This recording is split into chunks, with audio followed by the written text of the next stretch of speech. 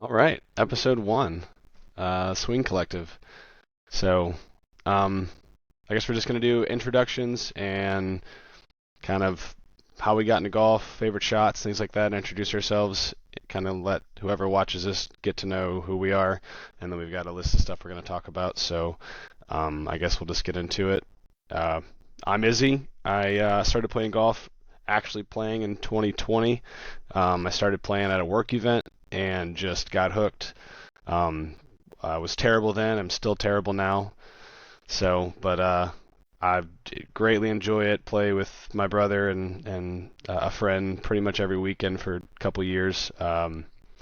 It's literally like I think about this all the time.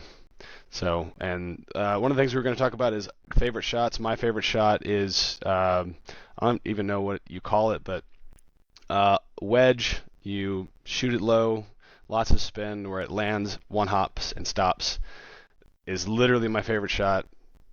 It's so much fun. I feel like I'm not that great at it, but when I do it and it's what I want to do, it's like perfect because it stops your rollout. You're not, your ball's not. Hopefully, it doesn't come up too short. But if you go, okay, I know my distance and I want to hit my ball here, and it goes there, it's just the best feeling ever.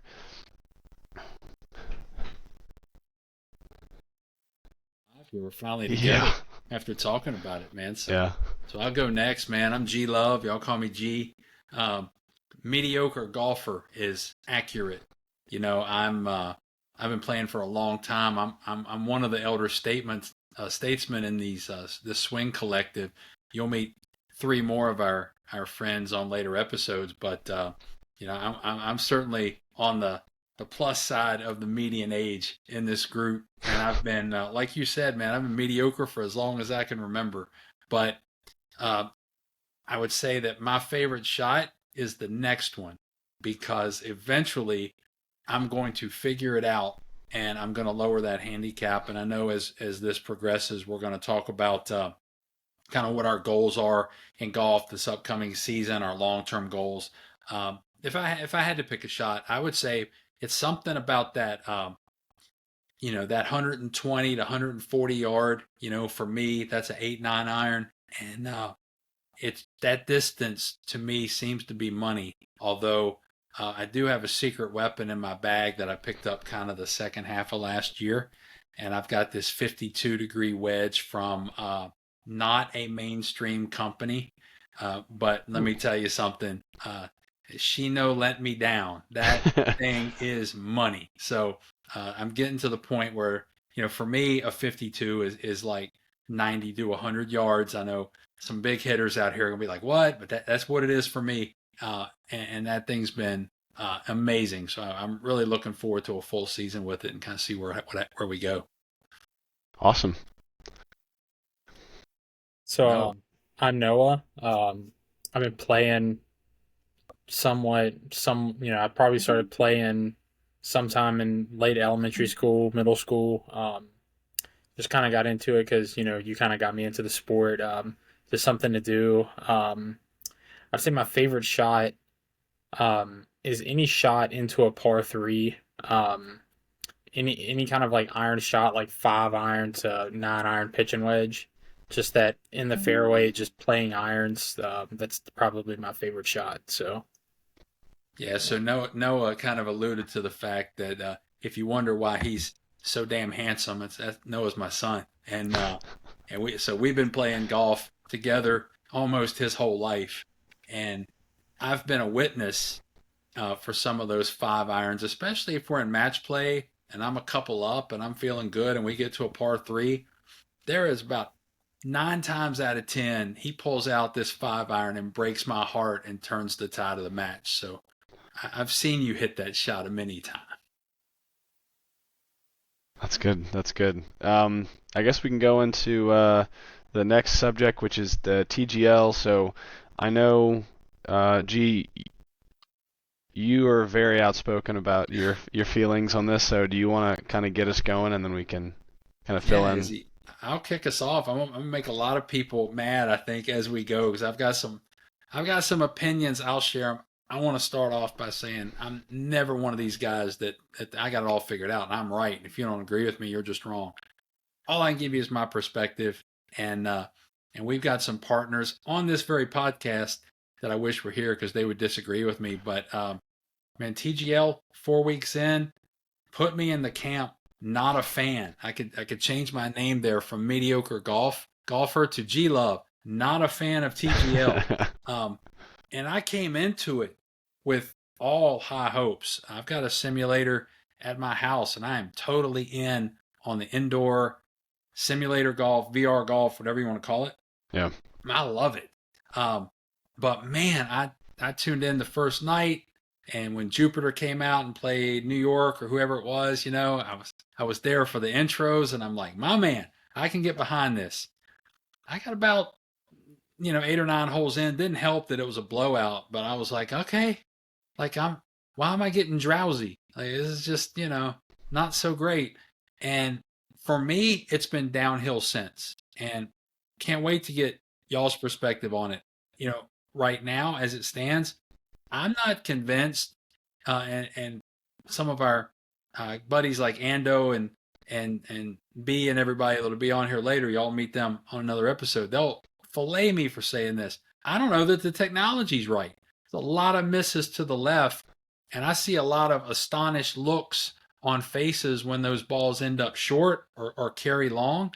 And I'm already forgetting to tune in. Like when Tiger and Rory played this week, I happened to catch it just because I was online, and ESPN was like, "You want to watch live?" And I was like, "Oh, that's right, I forgot it was on." So I'm finding it very difficult to see this as a long-term vehicle of success. What do you guys think? Well, I've maybe watched all of 15 minutes of one match on TGL. I immediately watched it and was like, this is a TV special that maybe comes on once a year in the wintertime, just something goofy to throw on the television. But like I've said in previous conversations, TGL, like the golf universe, we had the PGA Tour and then the split with Live. So already have 2 different leagues going on. Now we're going to have another league, another golf league. So it's almost just, that's 3 different leagues. The golf community is definitely getting too crowded. And really, it's just an overarching thing with professional sports that with the college football playoffs now, when I was younger, it was just who had the best record and who was the number 1 seed at the end of the season. You were the national champion. But now it's the playoffs. So they have that. Football has an extended playoffs. Basketball, pretty much the whole league makes the playoffs. Baseball, I thought something with the wild cards in baseball. So it's like there's so much sport content now that I don't see where this fits into professional sports, and moreover, where does this fit into professional golf? To me, it's 3 guys having fun on a Saturday afternoon because it's 20 degrees outside and there's nothing else going on. Right. Yeah, that's kind of what I got out of it. I enjoyed the aspects of when someone did something amazing or cool, or hit a long putt. I could definitely tell that the players were more animated than they would be on a golf course, which was cool. It's a little bit more sportsy than golf generally is when you're out there or when you're watching it on TV. I appreciated that portion of it, but again, I'm with you guys in that, I don't feel the pull to watch it. I don't feel this massive desire to who's going to win this week, and it seems odd, like there's almost no story as to where the teams are formed and why. I mean, obviously Jupiter, why there's a team there, but like you just picked a couple random cities and you're Right. like, this is the team. Those guys don't live there, It seems like it was thrown together, and maybe it'll get better as they figure out how they're because like right now, like they don't know their camera angles, they don't know when they need to shoot people's faces, and it seems disjointed during the broadcast. I'm sure they're going to figure that out as it goes on, but right now it seems like they had an idea and they were like, let's just do it, and then they did it, and they didn't think maybe should they do it, they just did it. So I hope that maybe it gets better, but right now I almost have no interest in watching it on any regular basis. I'll watch the highlights on YouTube, but outside of that, I'm not sitting down at my TV to watch it. Yeah. And something Noah said that really resonates with me is around, take college football, for example. Admittedly, I went to a school for my undergrad, a different school for my grad. Neither one of them had a team of any consequence. Now one of them is starting to make a little bit of a splash. But I didn't have that college football pedigree, so I've never been a huge college football guy. I totally respect why people love college football.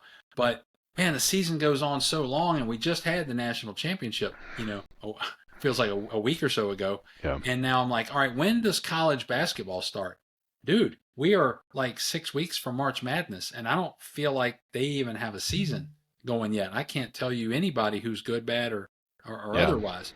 So it's really funny. We only have, so many hours to devote toward our sports, and I totally agree. If this was, right after the season was over, maybe not even right after, the PGA has compressed their calendar for the very reason of, they didn't want to compete with NFL. Let's give people a little bit less to increase the demand, and let's leave them wanting more. So come to us with this in December, do a abbreviated 4-week season or something like that, and then get out. Because, I think I read Rory participated Tuesday, and then he had to hop a flight and get to California. There's a signature event going on. You ever heard of Pebble? Yeah. He's there now this week. So it feels like you're trying to take eyeballs away from your season, and that would be a great thing. I'd love to hear, you guys, do you think it in any way has it slowed your progression into the season? Because I feel like, and I blinked and Hawaii was over. Now the Farmers is done, and we're already doing the Pro-Am at Pebble. Tigers event, is in Torrey because they had to move it, because of the wildfires. And we'll be in Florida before you know it for the players, so it's like, I wonder if even the start of the is that the Hero season Tigers is the Hero Challenge. Challenge, right? Yeah, and Yawn Scotty won another one, right? But it's really interesting because it's like you have Noah, your point exactly, man. You have a finite bucket to pull from. We're already being pulled toward live a little bit, some of us. YouTube golf is absolutely exploding. And now you've got this other thing, and I don't have enough eyeballs to put on all these things before I just run out, and something's got to go. It was Colin Cowherd said this on his show years ago, that as guys get older, we take on more responsibility. His words, so we'll give all the credit to him. You got to prune the tree. I don't have a hockey team anymore. I don't really follow basketball that much anymore. I don't follow NASCAR. I've had to prune the tree, and I just don't see TGL as getting a branch on there. I just don't see it happening. Well, it's just the professional golf season, in my opinion. In February, I'm not thinking about playing golf because it's not 70 degrees environment. So it's I'm not thinking about the golf season. And these events early in the season, big tournaments, they sneak up on you. It's what is it, 8 weeks, 10 weeks or something, and it's going to be Masters weekend. Yes, so it's these events sneak up on you. So, I don't know if there's a pull in viewership. I'm sure somebody somewhere is keeping up the statistics, but it's just, I don't see where TGL benefits the game of golf. It's benefiting somebody, on FanDuel that's betting on this. And I don't see where this. I think it's too early to say is it pulling viewers, but I know as a golf consumer, it's hard for me to pay attention to tournaments in February and March. Yeah, that's when some of the biggest tournaments are. Right. So, if I'm barely paying attention to the season as it is, I'm definitely not paying attention to TGL. But I think there's some consumers that see famous musicians and see other famous people on TGL, and it's something convenient to watch on cable instead of tuning in on a Saturday afternoon and watching a full-length CBS golf broadcast. Yeah, I think maybe it's not for us. we watch the tournaments on the weekends. We're already invested in golf. Maybe I'm assuming the idea is to get a younger crowd. I say that I consider myself young, but much younger. Obviously, golf blew up after COVID because everyone was spending time outside and it was something to do. But the gamification of how TGL is set up, the lights, you're in a stadium, even the fact that there's a sim. I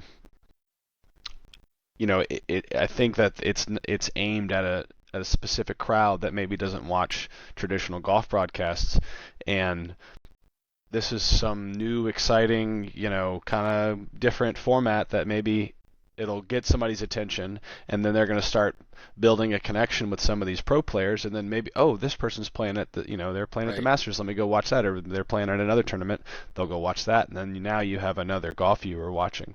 I would imagine that's the idea behind this, because from the outset, from like broad macro view, it seems to not make a whole lot of sense in terms of like my thought was like, that's not a big stadium. Who's paying for this? Like, where are they going to make money? Right. Is it just TV rights? I mean, there's like 300 people in that stadium. Like, it's not big. I'm waiting. Put a lot of money into this. We'll see how long they'll stay with it. I'm waiting for someone to blade a ball into the stands and just nail a viewer. Like, it's going to happen at some point. Kisner, man, Kisner is. It would have happened. You're right. He was all signed up a year ago, and they had the delay because of the weather. And we see that maybe his game has deteriorated just a little bit. No offense, Kiz. I mean, you're a great guy. But we saw that with the Ryder Cup. Coming out of. I don't remember if it was 9/11 or what pushed it back, but there were some people that we delayed it a year, and the teams were already set, and a lot of guys really kind of fell out of the the world golf rankings, and it was like, why are these guys on the team? Well, because it was decided a year ago. But here's a question I have for each of you. I don't know who you follow in the YouTube golf universe. That's something I'm sure we'll talk about on a later episode. But right now, you've got an opportunity to invest an hour. Are you investing it in TGL, or are you going to pull up the latest episode of some of your favorite YouTube golfers? I'm doing the latter. Same. What about you? Same. Absolutely. Yeah. And there's a lot to choose from. Like, I'm not a huge fan of and not that I don't like them, but it's just not my style of content. Is the Bob Joe Sports. I like most of the good videos I enjoy. Some of them I'm like, all right, man, that's not really my thing. But pretty much anything that Grant Horvat puts out, pretty much anything that the Bryan Bros put out, pretty much anything that Garrett on GM Golf puts out, I'll if I've got an hour and I want to watch golf content, it's probably going to be one of those three. Right, for sure, man. Grant Horvat's one of my favorites. The Bryan brothers are awesome. I've got a favorite Bryan brother of the two, and one of them I can take or leave, and I'll just leave it at that. And it's George. He's your favorite. We'll talk offline. Okay.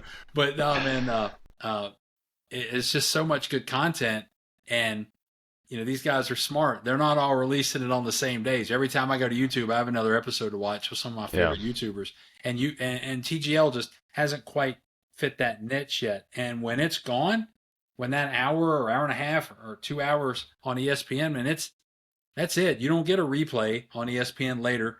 You can get every shot that Tiger took during his match, but it's very herky-jerky on the highlights. You're like, boom, what's happening? Oh, okay. So agreed.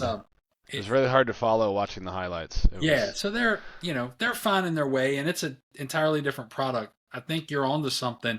It's not for me. I learned that a year or two ago with the NFL, with some of the celebrations, and why does the entire defense run down and ham it up in the camera when somebody has a turnover now, and that sort of thing really aggravates me. I love it. I think it's like so fun when the whole team does like a planned celebration. And I'm like, back in my day, they didn't do that, Izzy. But I'm also the first one to admit I am not the target demographic of the National Football League. I used to be when I really loved it. And guess what? I don't love it as much anymore because seasons change, and I'm not the guy that they're trying to get. If they keep me after being a 30-year, customer, then great. If not, thank you for your service. We'll move on to some younger cats. So I know how the game's played. I think the celebrations is like, I mean, I've been playing sports, and I play competitive video games Like, if I'm gonna play a video game, I'm not gonna play like a campaign or solo me and the computer. I want to play against another person, and I want to win, and then I want to be able to have a mic and I want to talk trash. Yeah. That's what Right. I want to do. And so when Right. I see people in actual sports doing that, and obviously like there's a line you don't want to cross, but that's part of the fun of competition is talking a little smack and kind of, and then at the end of the game you high five and you're like, hey, good game, man, and maybe whatever you said was funny. But I love it, man. Like, it's just it hypes up your teammates. It hypes up, something could happen. You're losing bad and somebody does something crazy and then everyone like is just talking mad smack. It'll hype up the whole team and it could turn around. You'll get some momentum and the whole game turns around. Right. That's how it is for me, at least. Well, last thing I'll say on TGL, and short and sweet, and I picked this up listening to one of the other golf podcasts. What's amazing is, remember that you guys might not remember, but I'm old enough to remember the Skins game that Yeah. would come on NBC, and it was Nicholas and Watson and Palmer and Player, and they're playing, and as the Skins built up, I remember one episode, Jack's putting for like $100,000, and that was more money than Jack had made all season on the tour, so that's a knee knocker, man. That's a big deal. I don't think you can stack up enough money in TGL to make it meaningful for these guys. I mean, if it's a $10 million putt, I think these guys are like, okay, well, it'd be nice to make this. Like, you can't put enough money out there where their hands are getting sweaty. It's just impossible. Look at what Scotty did last year. He made more money in one season than, probably the half of the top 50 money winners made in their career, and, all-time greats made in their careers. Yeah. So it's really difficult to make it, important, stressful for the players, and I think that's what's missing. So I'm not going to play a competitive video game with Izzy. I'm gonna get pole waxed. I can tell you that right now. But if I did, my hands would be sweating all over that controller. Sure. I don't know that you can get that sense of urgency in TGL. I think I can agree with you on that. It doesn't seem very like a win doesn't seem important. Right. It seems like they're out there having fun and it's cool, but there's no there's no legacy behind the teams yet. Maybe that'll come, but Right. it just seems like the substance of what draws people to competitive sports isn't there yet. Yeah, except for Shane Lowry. That dude was trying to dap up everybody, including like the team attendants and stuff, man. So he was excited. If they do that, and if they get the players to, because like I was saying earlier, like they do seem more animated than they do on a traditional golf course. If they could play that up and give the players a personality that people aren't going to see on the golf course, and most players don't have a YouTube channel. Obviously, some have capitalized on it, but a lot don't. Yeah. There's no connection, like Akshay Bhatia. I know who he is because of YouTube. If he's playing in a tournament, I'm watching the tournament. There's almost no other pro outside of Tiger and Scotty that I have an interest in watching every time they play. Right. Him, I'll watch Wesley if he gets into something just because. Hey, Endo, how you doing? Hey, we've been photobombed Welcome. by Endo. All right. What's up, fellas? What's up, dude? Just talking a little TGL and a little golf here on a Thursday night, man. Thanks for joining the party. Yeah. Excited to be here. First Swing Collective podcast here. Got the band together. That's it, man. You want to tell everybody who you are? Yeah, my name's Ando from upstate New York, Saratoga Springs, playing out of McGregor Links Golf Club. Lived up here for about 15 years, and just your normal weekend hacker out there, obsessed with the game. What when did you start playing and what got you into it? Man, so I've been playing golf since I was probably 7 years old. My dad used to take me out and rope me in just like we all do with our kids. First it was throwing a ball out there and kind of letting me come out every now and then right on the cart and go ahead and hit a ball, and then progress a little more, and by the time I was 13 or 14, I'm spending 8 hours a day every summer day at the golf course, just chipping and hitting balls and and been obsessed ever since. And greatest sport out there. What's your favorite shot in golf? My favorite shot, man, nothing feels better than hitting a flush drive right down the middle, right? When you just feel it off the face, you don't feel the ball. But I think my best aspect of my game is probably my short game. My chipping and putting when it's on is pretty damn good. All Nice, right. man. Awesome. That's great. Hey, we're talking about TGL, Ando, and you can tell by my title, I changed it to TGL Naysayer.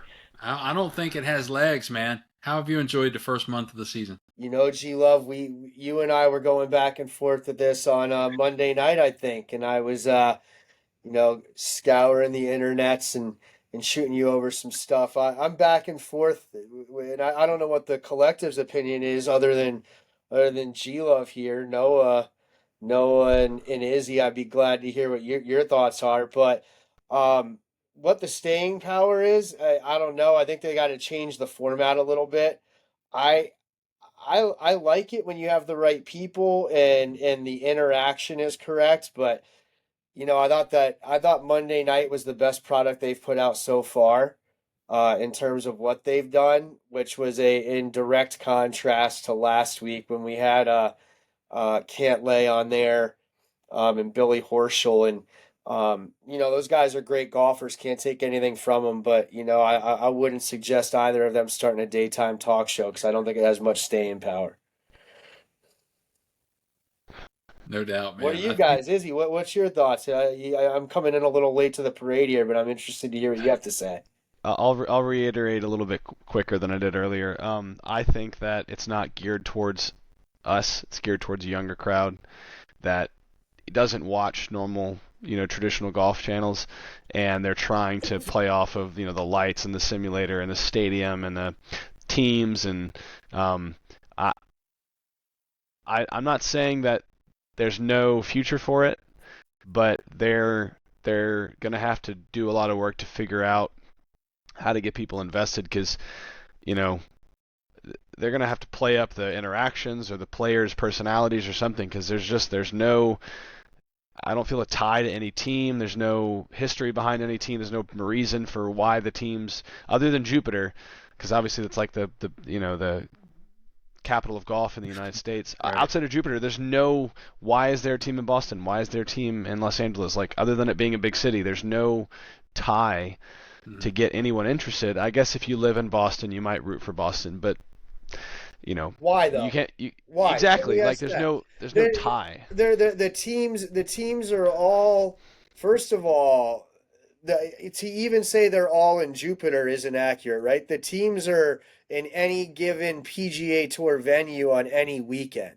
That's where the teams are. They come together one day a week and they supposedly represent this geography, but how does Rory McIlroy, tie into ball? And again, I get as a franchise, you don't have to have a link to that city. I just think the whole concept of the city names in general is stupid. I don't, I'm not a fan of it. I think it goes a lot more it would play a lot better for me if it was the links versus common than Jupiter links versus Boston common. I think Right. adding a geography to it is just doesn't make sense. Yeah. So why's Roy in Boston? Is it because Boston's he's a great Irish. Irish town? Because Gotta be it, right? because Rory lives 5 minutes from where TGL's played at the SoFi. Right. Yeah. So he has nothing to do with Boston whatsoever. But Ando, I think you're spot on. But if you're going to have a team with 4 players and you're going to come up with a cool team name so you can sell merch, well, it seems like that's been done somewhere that maybe the PGA doesn't want to acknowledge. So I've got my Crushers hat in there, and we've got DJ on YouTube this week talking about the 4 Aces are now going to have their YouTube channel. High Flyers have theirs, et cetera, et cetera. So I think they wanted to do something like that because clearly the team atmosphere has some appeal, but they had to tie it around a city because the other guys over at Live, they didn't do it that way. We got to be different. I don't know. That's my 2 cents on it. Well, and great point there, G Love, and Izzy, to your point, there's there's a reason why Liv just signed Rick Shields to a Brinks truck of money, right? I mean, they're going for what we're doing here right now, right? And trying Yeah. to appeal to the YouTube audience. And um, look, I'd have a lot more understanding on the geographical aspect if they had a SoFi Center in Boston and they had one in Dallas, and they were flying to their team's stadium each weekend to play Jupiter when Jupiter's in Jupiter. But that maybe that's their desire 15 years down the road here. But do we really think, that's my question for the group here? Do we think we're going to get there? I we've talked before, and in our prep for this discussion, we talked about viewership and numbers, and I wish I had some time. I don't know if anyone here had a chance to gather what the TGL viewerships looked like the first. I think we're in week 4 now, but I can't imagine. I think last or Monday night, I'm sure huge numbers with Rory and Tiger. Right. Tiger's debut was huge, but I can't imagine anyone was really watching much of the third week there. And is there staying power here, or is it just hanging around till they pay back the money the $50 million it cost them to build their venue that was $40 million over budget, or do they cut and run sooner than we think? Time will tell, man. But the golf community will make that decision, I think, sooner rather than later. Take Liv, for example. Liv has had a difficult time in the court of public opinion from the outset. And it seems like, everything that they've tried to do has just not, gotten eyeballs on it. And, very seldom can I tell you on a given weekend if they have a tournament going on, and certainly who's winning that tournament. Signing Rick Shields that you mentioned, man, he's the OG when it comes to YouTube golf. Still has, the most subscribers of any YouTuber going right now. And I saw that he lost 100,000 subscribers when the announcement was made. So I didn't hear that. whether or Wow. not those Yeah. people come back, they may very well come back. Will they keep watching Rick Shields even though they're not subscribed to him? Maybe. He puts out great content, but he didn't start, an agreement with Liv and see an immediate positive result. He got slammed, and the comments on his page eviscerated him. Go and Yeah. look at him, calling him a sellout. Oh, you said you would never be beholden, and now you're in Liv's pocket.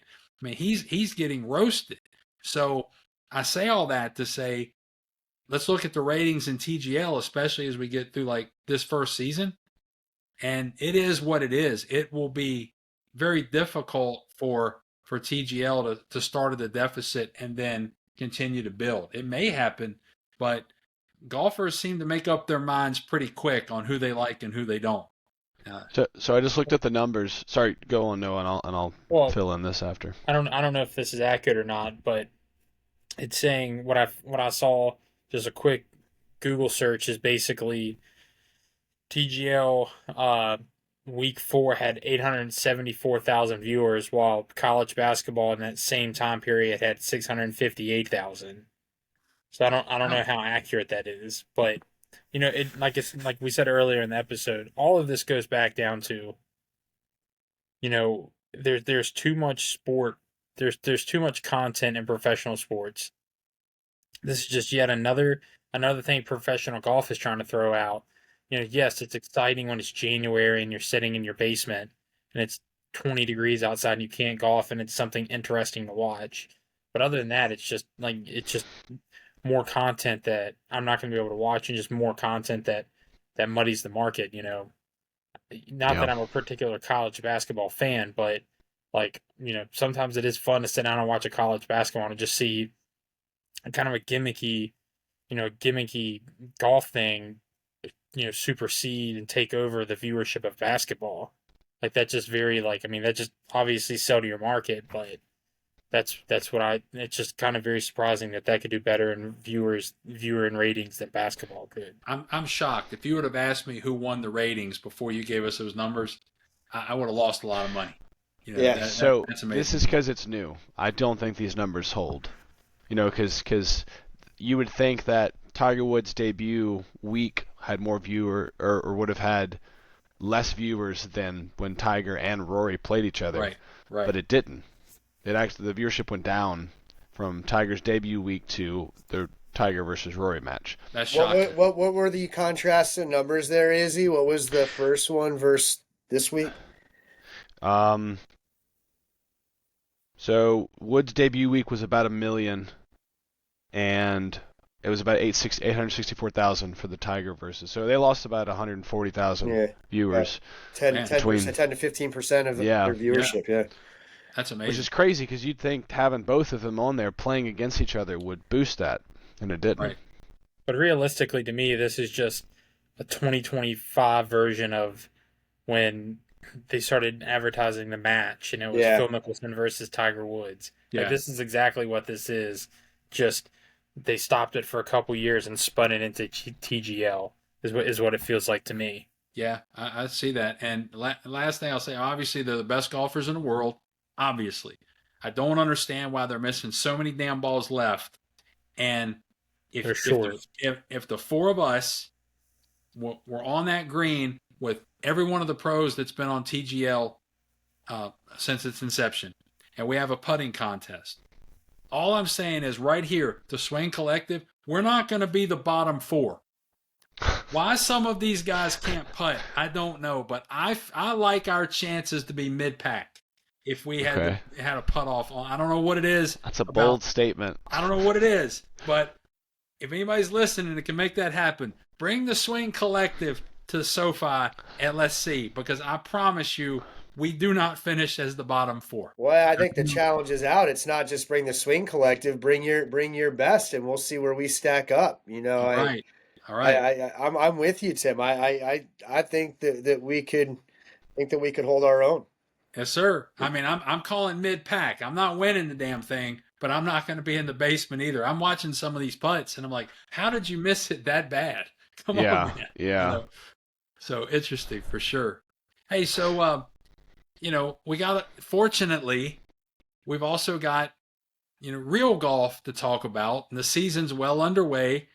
Couple arcade video game type numbers in Hawaii to win tournaments, and now we're settling into California, and they're at the certainly at Pebble for the Pro-Am this week, which is always a great watch. Kicked off today, as a matter of fact. So my question, the only way you could stop Scotty Scheffler in the last 18 months is with a knife on Christmas morning in his kitchen. Okay? Wine glass. And Whoa. Was it a wine glass? Well, fortunately, and I'm a big Scheffler fan, so I say all this saying I'm happy that he wasn't hurt. He's back this week, and he's not Tiger Woods. I don't think we'll ever see somebody that can move the needle like Tiger, but Scotty moves it for me. I'm interested when he plays. So I'm going to pull it at my three amigos here. Scotty Scheffler, does he win, does he place, or does he miss the cut? Noah, we'll start with you.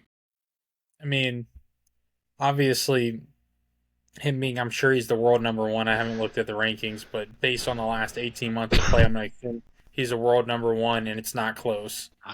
I mean, he's obviously the favorite, but I feel like this year, the last couple of years, I feel like we've seen in professional golf, especially on like the Full Swing documentaries and seeing a lot of these young American players, like I expect that. He might, I don't know. I don't want to pin down an answer to how he'll do this week, but I think overall as a season moving forward, and as we keep doing these podcasts, and as the winter lifts and we're into the season and the PGA season unfolds, I think that there's going to be a big surprise this year, and just young players that are haven't been relevant because they're young, but I think that there's going to be a big push in young talent on the PGA Tour, and specifically young American talent. Nice. Okay, so but give me an answer though. Is he going to win? Is he going to contend, or is he going to miss the cut? I mean, he's already obviously won this season, so I think he'll contend. I don't think he'll win. I think he'll contend. All right, Izzy, what do you think, man? I think he'll contend and not win, but only because he got hurt over Christmas, and I'm sure he wasn't playing at all for a while. I know guys tend to take a break anyway around that time, but I think that having the injury probably delayed him getting back into the swing of, no pun intended, the his normal routine of practice. I think he places. I think he places probably top 8. But I think that as the season goes on and he gets back into his routine, he's gonna do what he did last year. All right. I think he's capable of being the next Tiger, if only he can figure out the aura. He's like too nice, to replicate, because Tiger was just diabolical in his competitiveness and he was just downright almost not rude, but he was just when he was in the zone, it was like, don't talk to me, don't anything. He knew how to put his foot on your neck, and that's, I think, maybe missing. Maybe Scotty's too much of a family guy. I don't know. And what's he do? Listen, man, you guys are killing me right now. Scotty Scheffler, Noah, you think because my man wasn't hitting some balls because he had a little boo-boo on his hand that he's going to contend and he's not going to win this week? This dude went to Louisville, got arrested, That is put true. in a jail cell, walked out of a jail cell, and almost won the damn tournament. He did win it, right? Did he win that one? No, he didn't win it. He didn't win No. that. That was Xander won that one. But Listen, he didn't win. It was your point is spot on. They arrested him and threw him in the joint. That's not what kept him from winning. Right. His caddy going home for his daughter's graduation on Saturday is what kept him That's from winning right. that tournament. That's and right. God love him for doing it. Like That's that's right. the right call. You got to be at graduation. That's why he lost the tournament. Now listen. You guys got to do your homework. Have you looked at the leaderboard today, fellas? I'm not. Yeah, I have it pulled up right now. Do you What's he know doing? where Scotty Scheffler sits on the leaderboard? Where is he at? Tell me. He's 500 top for 15. Scotty Scheffler's right in the mix, all right? And we see this every week. Scotty Scheffler's 3 back, and then after the second day, he's 2 back. Then after Saturday, he's up 4, and then he wins by 9, all right? Scotty Scheffler, man, this guy is going to go off this week, but he will not win this golf tournament because you got guys like Rory McIlroy that are out there doing their best Jordan impression, dunking the ball on a hole-in-one. Saw that. In I the saw air, bro. I listened to it on ESPN. They said if you have any opportunity to dunk a golf ball in your life and you get to do it once, you're a lucky man. And this guy did it on national television in the first round of the Pebble Beach Pro-Am. Right. Rory McIlroy's going to be up there, but he's not going to win this tournament.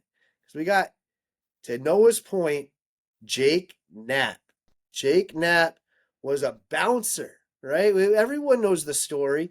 This guy was throwing drunk idiots out of clubs and stealing and reselling fake IDs, struggling to make it on tour. And this guy's name's coming up constantly. I agree with Noah. You're going to see guys like Max Greiserman coming out of nowhere this year, right? That's these young guys. You got like we were just talking about Jake Knapp. We have Nick Dunlap, right? I mean, we've heard his name 1,000 times, and by this point, everyone thinks he's just a crusty old veteran who's just out there grinding. This is his second. He hasn't even been a professional golfer for 1 year.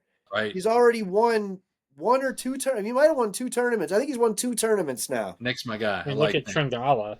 Yeah. I mean, he's The Gala, it's a hit the Gala, yeah. Listen, man, I love Scotty Scheffler. I don't think he's got the time to go after the record. The record, the one Jack Scott and Tiger sniffed at. I just don't think he has time to do it, and there's too much talent out there. And I know they probably said the same thing, with every major champion. But you know what Scotty said when he got home? He's 3 back today, and he looked at Meredith. You know what he told her? I got him right where I want him. Because, man, if he's in the same zip code of the leader after the first round, it's money in the bank. I don't think he wins. I think he contends. I think for all the points, so I won't beat it in the ground. There is too much talent on the PGA right now, and it's too tightly spaced for somebody to go off. We're not going to see a guy win 10, 12, 14 majors because there's there are more people that can win a major today than at any other time in the history of golf. And I'm not saying, Tiger didn't have competition. We know he did. Tiger was just Tiger. Jack had competition. They've all had competition. But I don't think there's been the parity from this many ever before in PGA golf. So he'll be there, top 5. But Yeah. he's going to fall a little short. Now the real Correct me if question I'm is, wrong. Sorry, go on, Noah. now the real question is this Rory or Jordan Spieth's year to win a major? I feel like Spieth is I think his time is come and gone, and he's he's up there. He's playing good golf, but I don't think he's got a win in him. He says the wrist is healed. So I just see. haven't seen the performance out of him the last couple of years. It's just not there.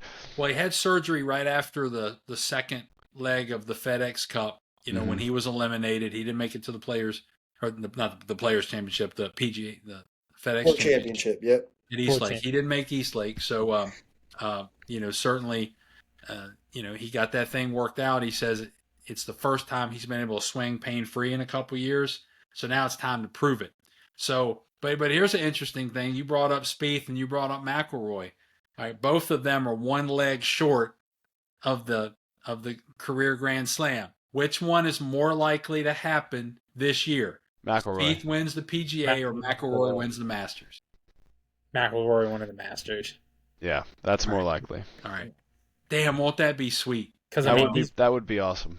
Because realistically, what majors was it last year? I mean, he's been runner-up how many of the last majors? U.S. Open. He's been playing well. Yeah, had his chance. I had a very good view with G Love of the 18th hole, 72nd hole at the U.S. Open for Rory, and man, that was painful to watch. And you just got to wonder, what's the staying power? How long does that live rent free in your head when you're coming down the stretch and things are tight on Sunday in a major? And there's only one way to answer that question, and that's to go out and win the damn thing. And that's what Rory's got to do, or that's going to be following him for years. You're right. I mean, it's been a decade now, since he's won one, decade plus. And that, hard runner-up finish at the Open, a couple years ago. And now this. I think the pressure keeps mounting. He said, especially after the U.S. Open, he needed to go away and clear his head for a little bit, and he came back, so that's all well and good. But, we shall see. I think, to your point, he's got to win one. He's got to win one quick, or maybe that lid stays on for the rest of his career. I mean, the Open Championship is in Northern Ireland this year. So, I mean, it is very much a hometown game for him. Setting up nicely for him, aren't they? That'd be great. Well, I like Rory, so I want to see him be very successful. But I think this is the year that we see some first-time major champions. Like Xander even last year, kind of breaking through. I look for some of these young guys to come through and snag one, at least one. I see him doing it for sure. I'm glad you brought that back up. What I was going to say earlier was when Tiger was winning all these tournaments, to my knowledge, not many people were training and practicing like he was. Right? Yes. He kind of was doing his own athletic training and the time, and people were practicing golf, but he was practicing and training to be an athlete. Yes. Everyone is doing that now. Yes. There's no everybody is doing everything in their power to be the best golfer they can be in the gym. What they eat, supplements, I mean, I've heard stories of players, Rory in particular, spending millions a year on taking care of their body, massages, and making sure they don't pull something. Everybody's doing that now. So what Scotty did last year, and what I hope he does again this year, because the storyline would be incredible. The fact that he is far and away so much better and more, maybe not so much better, but more consistent than everyone else in the field, given everyone is trying just as hard, is what's amazing about him. I still think he's going to win multiple events. I think he's going to win more than he did last year, to be honest. And I think that would be one of the best years in that would be the best year in tour history, right? I think if he won 2 more events. than what he won last year. It'd be performance-wise the best. And to your point, Izzy, that's not Tiger Woods against Ernie Els and Vijay Singh, and then 75 guys who are kind of out there pretty good. Everyone now has Right. the capability of shooting 63, 64 Yeah. any day. Especially with the change in technology and everything else. Like, I mean, what were they talking about? Rolling back the golf ball to make it harder for these guys? It's done. That it's going to Did that happen. happen? 2020. Oh, when- 2027, I believe, is when it's going to go into effect because they gave the manufacturers time. But there's some legality questions as well, and there's rumblings of golf ball manufacturers that have lawsuits out there against the tour. So it's not going to go quietly into the night, but that is a decision that was approved by the PGA Tour and is to be implemented in 27 unless something happens. Right. I've got my slush fund in there now, so I can go hoard up a bunch of golf balls right before that happens to make sure that I have something that I can squeeze a few extra yards in for years to come. Is it just PGA, or is it like just Titleist is going to make flight reduced balls, basically? It's Yeah, specific to the PGA, but people want to use the equipment that their favorite player's using. exactly. So if Rory's using a specific ball and I like Rory, I'm gonna go buy that ball. Yeah. And if that ball has to be a crappier version of whatever he was using before, I'm sure they're still gonna have a Pro V1 and they're still gonna have a TP5X and all that stuff, but for people to buy. But I think that they're gonna start selling more of they're going to sell what the pros are using because that's what people want to use. Well, my understanding is that we'll be buying the same balls off the shelf that they're playing with. We will have it'll have much less effect on our swings, and the average handicapper like us, which I know is what we're going to talk about next, might see negligible changes, a few yards if that. So tend to have a slower swing speed, so I don't expect to see more than a couple yards come off my drive. I'm not really worried about So it's going to go into effect in 2028 for the professional golfer and 2030 for the recreational golfer. So they will be rolling back the recreational golf ball as well. It's Right. been adopted by the RNA and the USGA. So in all Really? professional competitions, the criteria are an overall distance standard that they've adopted in terms of the rollback, a higher swing speed limit, lower spin rate, Right. and a lower launch angle limit. So, net it's to take off yardage on that ball for those guys, and it's just kind of a funny decision to make on the amateur level when you want to bring new people in. The young kids nowadays, I go out and I'm out there and I watch these 12, 13-year-old kids that are hitting at 320 a mile in air up the middle. And they're going to, that's what drives kids to the game. And I think you're going to lose. That's what's fun. It's what's fun. You're going to lose people when you start cutting that back. Yeah. Well, let's talk about that next, man. Everybody's always working on their games, whether it's equipment, swing aids, YouTube videos, how you practice, how you eat, how you work out. Everybody's chasing something. What are you guys chasing in 2025? When we do our last episode of the year, what's the goal you're throwing out there now that you're going to be measuring your year up, against, in 6-8 months' time? Who wants to jump in? I guess I can go first. So my main goal this year is to just play more. Last year was I moved states, wife started school, started a new position at work. It was just, after I moved, I think I played 3 or 4 rounds last year. And that was from May to the end of the year. It was not a lot of golf. So this year I'm hoping to play twice a month or more. And by doing that, I'll improve just in general. But I went on a trip weekend before last, and played 5 rounds in 2 days or 3 days or whatever. Nice. My big takeaway from my observations of my own gameplay and feedback from my playing partners is I need to slow down my tempo. I hit the ball far enough. There's no reason for me to, jerk at it to make it go further. I just need to slow down my backswing, be real smooth, let the club do the work, let the ball do the work. I just have to hit it. If I can hit the ball, it's going to go. I don't have to make it go farther. I want to work on just smooth tempo and then just playing smarter in general. I love going for hero shots. I like, if I'm in the trees trying to hit a hook back into the fairway instead of just punching out. Those would be my two big things: slowing down my swing, getting a good tempo, and playing smarter. Because even though I might add a stroke now, I'm saving 2 because I'm more likely to shank that hero shot than I am to hit it. And then I've added, I've added 1 by making the smart play instead of adding 3 by trying to do something crazy that I don't have the skill for. Well, you just resonated with me, man. That's why I changed my title yet again. Man, if I just muscle this ball a little harder, I know it's going to work out. Said Tim. Never. It never, ever works.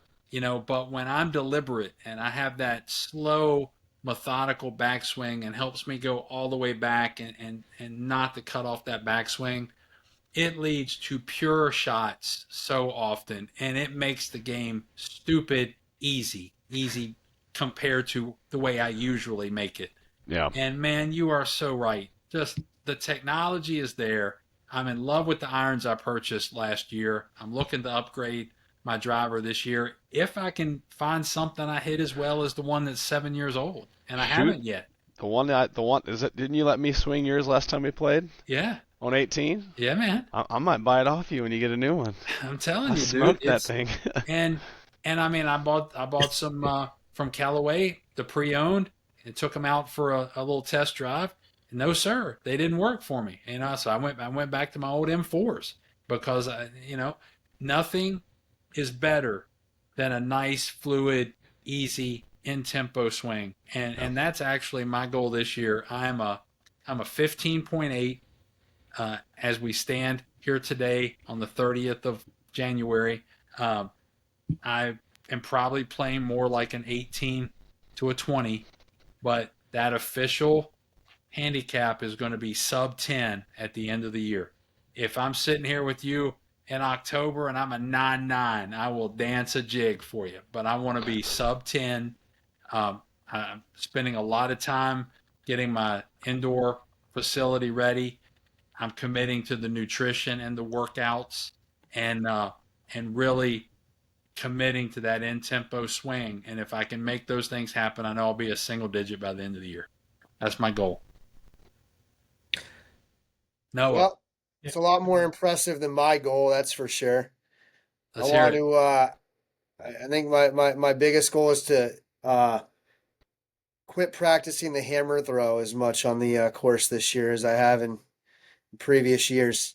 Not throw so many clubs and get so pissed off at myself when I hit bad shots. That's why I made my title Olympian, because you think I'm out there trying to throw discus or something sometimes when I get so mad. It's just slowing myself down. But my handicap went up 4 strokes last season, and everyone said, well, you don't get to play that much and this and kids and that. That's bullshit, guys. No, I played a fair amount of golf last year, and emotions several times got the best of me. Tinkering too much, and now I'm playing over the winter. I'm in a simulator league now. We actually had one of our league nights last night. Gotten back into the gym, really focused on flexibility and core strength. Joined a boot camp style fitness program to try and drop a few pounds. And my real focus is just going to be just trying to hit the ball straighter and more consistent. And I think if I can do that, the strokes will start coming off and it'll start going down. I mean, last night I played it again. It's simulator golf, so you have to take it for what it is. But I was really happy with the 89 that I shot last night. I mean, it's if that was on a real golf course right now at this time of year, only being able to swing the club once or twice a week, it can only get better. I'm hoping when I can start hitting the balls a little more, and that's just it is controlling my emotions, slowing down, trying to hit the ball more consistent. That's great, man. 89's nothing to sneeze at. What would your score have been if y'all played the full 18? Nah, never heard that joke. That should be our topic for next week. Old golf jokes that get less funny the more you hear them. I don't know, man. That's every time I've heard that, it's been funny. I No. like I like a guy that I play with he's actually our club champion. But his go to is, did you hit that one with your purse? Oh, Every time, and On it's the putter. it's okay, funny. mine Yeah, was funny funny. the first few times, but That was funny. Noah, what's your goal Yeah, for Noah. 2025? I think just honestly, I mean, to play a lot. I played a lot last year, but really to play as much as I did last year and just consistency, have more rounds in the 80s instead of the low 90s. Yeah. And just really just consistent, just hitting the ball well. Like, you might go out and have a bad round and shoot a 92, but just the overall, just I'm hitting the ball well. Just the consistency is what I'm looking for this year. I love a bad 92. That sounds amazing. Yeah, well, Right. it's yeah, Right. right. I don't know if I've ever had one of those. That's Yeah. great. For sure, man. Oh, I had one more too. The one more, and I think that we all probably have this on our list, is avoiding the blow up hole. Where yes. you Oh, have yeah. a great round going, and you're already doing the math in your head, and you're like, "Shit, man! I play these next few holes and one or two over. I'm coming in at 84, 85, and you're sitting around the table with your buddies an hour later having a beer, bitching about the 91 you just shot because you had a quad or a triple on 16. Yeah.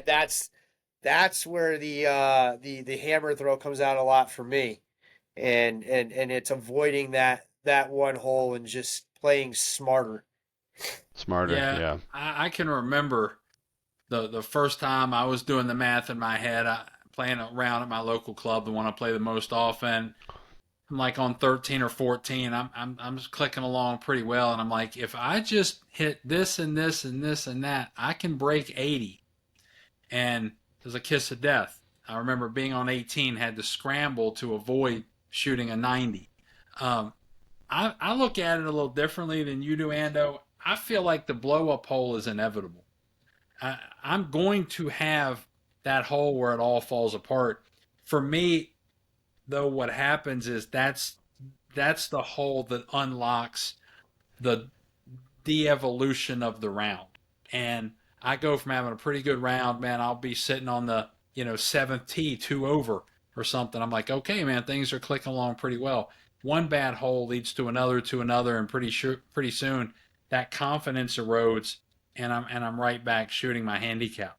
So I'm cool with having, that double or even a triple. It's going to happen. How do I compartmentalize that and stop the bleeding and then move on to the next hole and get back into the round that I was having before the blow up hole? Like that to me is the key to playing consistent golf. Yeah. I've just never been able to avoid the blow up hole, but I need to be able to avoid the blow up six. Yeah. I think Well, it's more for me. It's easier to accept the blow up hole if it's a result of poor play. I think what really gets to me is when there's environmental factors. You hit a great ball and it just clips that branch and knocks it down, or Right. you hit one up and maybe it's just slightly to the right of the fairway, but hits the cart path and it's out of bounds. And if that ball bounced 3 feet to the left, to me now you're 50 yards in chipping for birdie or chipping for a gur, and now you're trying to get on and make bogey, and those are the ones that really get to me is when it's the external environmental factors that contribute to the blow up that really piss me off. Yeah, for sure. For me, it's not that. For me, it's 100% self-inflicted. Nicholas said one time that the number one thing about amateur golfers, what they need to do is when you're in trouble, get out of trouble. So I'll get in trouble and I'm gonna hit the hero shot that saves the hole where I can still scramble for a par. Nah, man, come out sideways, get yourself a good lie, take your medicine, and go on about your business. But what I'll do is I'll try to be a hero, and then it just leads to more trouble, and I compound it. And then I'm standing on the next tee going, why didn't I just ... Yeah. And then it erodes from there. But that's why we play this sport, Tim. Sorry, G Love, Izzy. That's why we play this sport, because there's very few other sports activities out there that you can hit that hero shot and you can screw it up 99 times, but that one time you hit that shot, you can walk to the next tee feeling like Rory McIlroy or Scotty Scheffler, knowing you did something that they could do. Now, they can do it a lot better than you, and they can do it most of the time. But what other sport can you go out? You can't go out and hit a ball out of Yankee Stadium. I don't want to comment on everyone here's athletic prowess, but I don't see you guys hitting 500-foot dingers, going down to the park on Sunday. But this gives us an opportunity to have that moment where you can try that shot, and if you hit it, you feel like a professional golfer. And that's why we do it. That's why we screw it up, too. For sure. Well, guys, we're at about an hour and 7 minutes. I think this was a good first podcast. I had a good time. I felt like we had a lot of interesting takes on some of the subjects we were talking about. I think next week we'll have hopefully all these same faces, but maybe some additional ones where we can bounce the puck around a little bit. But I guess we can kind of close it up right now, and that'll be one done. One of many coming from the Swing Collective. Yeah. Well, let's meet back here next week, and we'll see if Scheffler won, contended, or got cut, which seems unlikely at this point. And he's not getting cut. And we'll see how TGL fares with some mid players going this week. No offense to anybody, but no Tiger, no Rory. Yeah. Let's see how it looks. Well, hopefully we'll have an update if we get that invite down to the SoFi Center for our challenge that we've thrown out to see how we can putt against them. You're talking about throwing the hammer. Hammer's been thrown right here. Hammer's been thrown, TGL. That's right. Hit them long, hit them straight. Enjoy your week. Look forward to seeing everyone next week. Swing happy, my guys. Talk to you soon. See you guys next time. Later, guys. See you. Bye.